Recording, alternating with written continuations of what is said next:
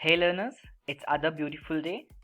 As in I promised you to teach Excel functions very easily. So we'll move on to the next function.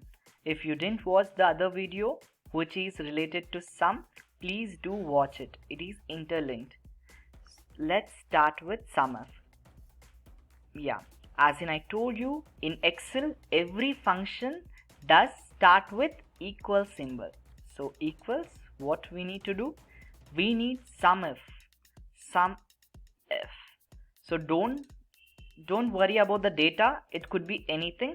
In your working day, it would be a huge number of data. But for example, I just had few statistics which I manually typed. It's of fans and bulbs. We can work and practice it with this. So equals SUMIF. As in Excel nowadays got very advanced, it has auto functions. In the drop down list you can see like it's showing like what you need, SUMIF or SUMIFs. SUMIFs is different from SUMIF, where SUMIFs you can choose the data multiply, like many data could be chosen at once. So here at SUMIF we can select with one. So I'll teach SUMIFs in the next coming video. Please do watch, share and subscribe. Let's view what would be SUMIF of bulb.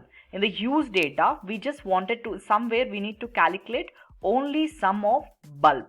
So as in this is very short data, you can manually calculate 1, 2, 3 and 4, and 4 or 5 would be 20. Let's see what in the function comes.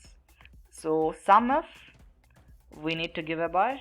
So range, we need to select the range. Be careful in selecting the range, as in you need to select equal ranges, equal items and equal quantity.